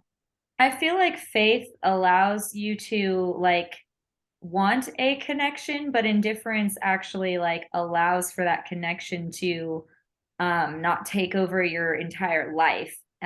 In the way I'm seeing it, I'm just picturing like meeting, you know, a demon or an angel, or, you know, doing goetic or angelic work. It's like you want to have faith that those things exist, that they are. You have to have faith that the frequency you're tapping into is what it is, but you also need to have the indifference so that it's not your whole soul's not being put on the line, you know. I mean, I don't know if it's that dramatic at any point, but I think that's kind of the I mean, I need to work on indifference in a lot of these in probably these 4 categories. Indifference is the one that I kind of work with. I need to work with the most, and I do, and I see the value of that now. So yeah, I think those are good for contact and interaction. That's my opinion. I get a sense you can't have faith without indifference, right? Or indifference without faith in some sense. Because you in order to have like faith in something, you have to have a certain amount of letting go of like attachment to any feeling or outcome, like total attachment. So you have to be able to have that middle ground of indifference, of like being able to get there where like the results, like either where you're not neither attached nor revolted by the repulsed by the results of what you're having faith in. Like, so you have I mean it yeah, I mean, I think in order to let go enough to have that faith, you kind of need that. And then you need faith to be indifferent, because you need faith that like the indifference can hold, that can hold. You know, you have to have faith that that you can be in that middle place and not fall to either side. Well, I think it's like that faith in your direction, so you have indifference to the things that you're not about. It's kind of like the healthy detachment in a way, where it's like you acknowledge and see what the thing is and you understand it, but you know that it's like not for you. So like you have faith in the thing that is for you, and like the other stuff is not for you. You're indifferent to it. If that's for someone else to experience or to learn or to occupy that persona, or you know, whatever it may be. Yeah. So, I mean, for me, right, faith and indifference is both are qualities that are needs to be scaled up to, so to speak, right? You can have very little bit of faith in something because it's not that threatening, right? And so therefore you'll feel a little bit of indifference towards it because it's not that important anyway, because you so little faith. But as you spiral out in the interaction between faith and indifference, right, you find that dynamic balance between the two, in which right situations calls for indifference and other situations calls for the overall scabbard, the overall form into which things cannot be allowed to happen. So for me, these 2 dimensions outline a particular way of approaching, of scaling yourself in any kind of direction that you are choosing and that it is actually something you need to develop a comfort for, probably at a reasonable reasonable pace that still challenges you in your ability to have faith or to be indifferent to the implications of having faith and behaving in a certain way towards yourself and towards other people, as well as to have indifference when it comes to evaluation, but only at the right time. This is he puts these on opposite ends so that he can sort the different magical practices according to this dimension, right? And then we'll talk about the next two, perfection and improvisation. Why those two dimensions? Let's work this out a little bit. What do you guys think? Why perfection and improvisation? In relation to like the work that you do, like I feel like it's kind of the faith and indifference has more to do with the outer, and maybe perfection and improvisation is more to do with like an inner. I don't know, or as above so below. I feel like this is more like the action kind of stances and like directional kind of ways. So it's like strive for perfection, but no, not be too set on your path towards like, or strive towards a goal, and that's like a perfect kind of drive, while not necessarily having a route to get to that goal, where it would be the improvisation. That's how I view it. Cody, where you Like the perfection can also be kind of like the vertical, whereas like the horizontal is kind of like the improvisation, like the journey, like the human path that we have to take to getting to like different stages and like moving forward and kind of like that growth. I feel like, I don't know, kind of perfection is like that flame that we're all striving for. Like that's, I don't know. Yeah, interesting, huh? Here's a quote about perfection. She, being perfection, is one who is not owned but encountered, one who is not hunted by will and coercion, but endowed by patience and presence. So it's a meta of the concept of perfection, from one that is disorder to disorder, right? Perfection in and of itself has different orders of perfection. And so he makes it pretty clear in that, so that it's not Sisyphean, more Promethean, using the mythical language. Improvisation then, right, is to have enough to know that things won't come in the order that you project them to be, but to actually work with what it is here and now. And to take things slow. He makes a real point in pointing that out, to allow things to cook in the time that they're supposed to cook, right? In the sense of improvisation. And again, he said something really. Let me just quickly read this paragraph. I think it wraps up his presentation on improvisation. The perfectionist is singularly conscious of what they are trying to express. The improviser is being guided by an unknown hand in the dark onto a path that has not been traveled yet. Both are exercises in faith. The perfectionists hold on to the faith that turned them alive. The improviser holds onto the faith that allows him to follow. A lot in that paragraph, like a ton. Yeah, because he's playing now with the different dimensions and their relation to one another in 3D space. He even says that I spend a long time working with these 4 dimensions in 3D, essentially in a sphere, and trying to put various magical practices within these 2 dimensions and sort them into that 3D spherical positions to understand how they what their preferences or what their assumptions are about each one of these dimensions in those particular magical practices, which it gives you kind of a hint as to how his brain works. That's kind of interesting, and that's kind of a good business quadrant approach to things, trying to figure things out.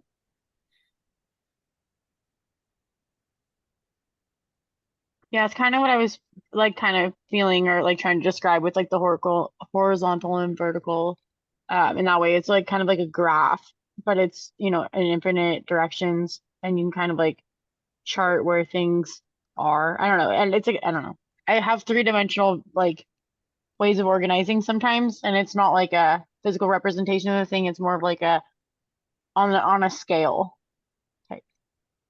It kind of reminds me of that organization technique Yeah. or orientation more so. And I think the interesting question, like when you start to sort things and look at things in relation to each other spatially in that way, right? In that three-dimensional artificial sort of predefined, quadrants and dimensions.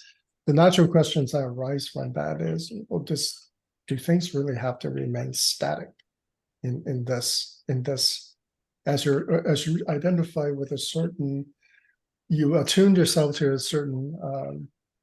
certain frequency in the way that you're tuning your ingenium. Do things have to remain static? If they start at a point there, somewhere on that four quadrant as a sphere, right? Do they have to remain there as you're working through it, or does it move around, like in between all of these different qualities? Yeah. I think that's the reason why he really points out these things for deep consideration. Is to lift that idea of fixedness of any one particular loci or confluence of different qualities in a practice, and really to help us discover for ourselves that these things are actually more like living things and they move around and are alive. They're not that fixed, and that so therefore, to the degree that they're moving away from your preconceptions on any one of these axes, and the way that you fix it is the degree that you're going to struggle with those particular ways of practice as well, in a very almost linear kind of way.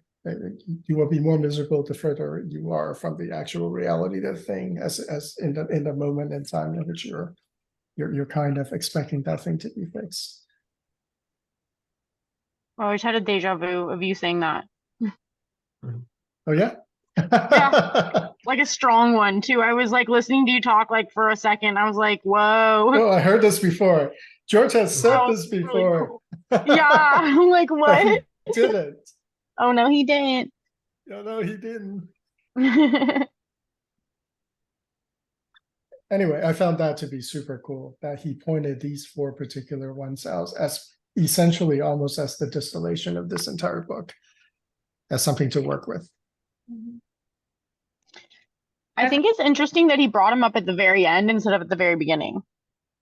Yeah, I think Like you have to work up to the understanding of the concepts, which I thought was like really cool because he could have easily put them in the beginning and they would have been like skimmed over and not seen in like the depth that we read them at the end of the book. Yeah. And he does write about them, but these things earlier in the book, but like only in kind of vague or more like more complex terms, I guess. More prosy. Yeah. And in quotes and in I didn't say it. Somebody else said these things are important, right?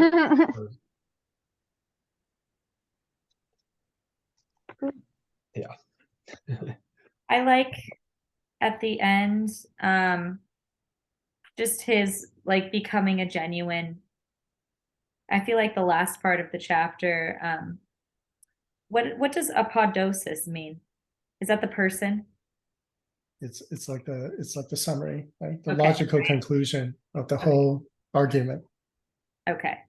Yeah, and his apodosis, like my takeaway was just on like being a genuine.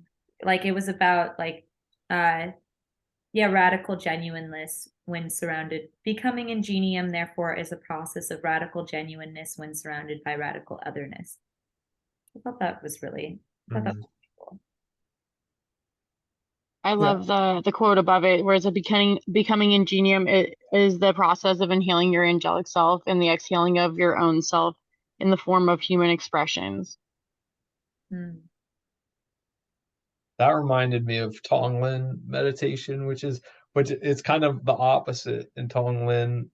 on some level, which is where you inhale the human and exhale the angelic, more or less. Yeah. Yeah. But that's working back up, right? You're working Tonglen in is work. reverse. Yeah. Yeah. Yeah. Yeah. Yeah. Yeah. Yeah. It's to recognize your other connection from the very earthly. So if I were having a lot of physical practices, that probably would be one that, if you were sitting down, that's the one I would probably say would be more proper. Because you're starting from the lower, and then you're kind of recognizing the connection up, as opposed to many of the Western practices is you're connecting to the divine, and then everything follows from that downward, right? Playing out in the time sequence that is more natural. Well, yeah. I mean, Tonglen is, and I'm not sure if this relates to what you said, George, but Tonglen is specific compassion practice. So it's a practice of breathing in the suffering, breathing in suffering, and breathing out like open awareness, open clarity. Yeah, the meta loving kindness. Yeah. Yeah, that's pretty cool. That's so you as the you then occupy the position of the compassionate being, right? Yeah. You embody that Yeah. which catalyzes that transformation. It's Yeah. powerful. Oh yeah, it's one of the best practices I've come across. Yeah, It's that sounds simple, super powerful. It's simple and it's really nice. Like I think it's great for polishing the Ingenium, actually. It's really great. Yeah, I feel like we talked about that the Tibetan Buddhist that I saw at in LA was said that, and it blew the minds of every Kundalini practitioner in the audience. Was like, why would I breathe in hate, the evils of the world? But the monk was just very adamant, like, no, that's because you're the vessel. It changes within you and you breathe it out. You transmute it, and you like kind of gain power from that, like in the sense of there's like that friction where, like, I don't know, I don't know. There's a lot of things that I feel like you gain from facing the world's sufferings, and I like truly believe in that. And like I hate when people are like, oh, there's so much I gotta tune it out. I'm like, man, you just need to like work through it more, because like the more you engage with it, like it's not like it gets any less heavy, but it's like you engage with it in a more healthy way, and you can, navigate through it better instead of ignoring it and having it like build up, or like having you be overwhelmed by it when you do engage it. Yeah, I think it's orientation, right? And also matureness of practice. I mean, it requires a certain amount of ability to be able to transmute, as opposed to when you're working with a quality within you that is a alignment to lead to a natural perfection. Your focus is somewhat different. So I think it's definitely, I can see how people will be freaked out by intaking the intaking the dysfunction and then transmuting it within themselves. If you haven't really, done the progressive work up to that would be a very threatening thing, right? Because it can very easily offset those initial steps in which you're trying to reduce the internal imperfections to align more to the natural processes, which is more perfect, at least according to your conception of it, than you are. So I think it's just a kind of like a different perspective, and practices that are engaged by different levels of practitioner, as well as practices with different assumptions about what the function of the practice is. Right? Once again, without clear understanding of each, you might come to very mistaken assumptions about why you would engage a certain practice. It's not any practice is good. It's the one that is right for you, for where you are as well. I'm gonna go on an aside here, but it reminds me of my favorite fantasy novel, one of the best, like, because in fantasy novels, like the different types of magic that are practiced are always like so cool and like so creative. But this is my favorite one, where this paladin character who, like, he goes along with the armies in battle, and he takes on all the suffering, he'll like people will like come to and he'll bring it in like the energy of the suffering of all these people who've just gone through these horrible battles, and he like brings it in himself, so he like helps them like heal from the suffering, but then he like transmutes it into like this incredibly destructive magic that he can like unleash on other armies and stuff, which is it's just like awesome. But it's such a dark novel to Malazan books, but like it deals with like it's like it has some of the best like metaphorical magical systems and like existential like dealing with like serious existential philosophical questions and stuff. It's like in like describing these, but yeah, it's some great transmutation of energies. I mean, kind of a good segue, but I do have, is there any final, I think that's a good spot for us to end, right? I have a quote, or I was just going to read the last day of his journal entry, you know, as our kind of concluding quote, because that one just I read over and over. I just thought it was so beautiful. But does anyone have any final kind of thoughts on the book or on this chapter before I read? What a great book. Yep. That's it. Seriously, Yep. one of my Yep. favorite. Yeah. So page 235, I don't know what number that is, but move into the new consciousness, said my angel, settle down in the new space. But what is this space? What makes it and distinguishes it? I asked. A life without trials, without victory or failure, said Pollux.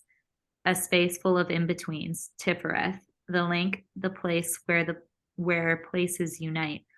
While everything changes, see the one moment that keeps the balance, the floating of bodies in space as they circle each other and life unfolds. No judgment, for nothing is to be judged. No scales, for nothing needs to be weighed. Nothing is limited, everything awaits the moment. The moments are unlimited. Tikkun. I don't know what tikkun means. That was absolutely beautiful, though. Mm-hmm.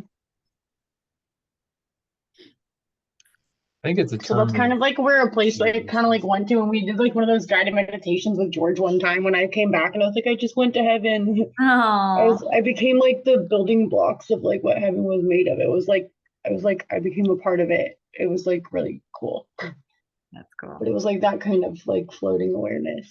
In between. Tikkun's a space of a term of endearment, you said?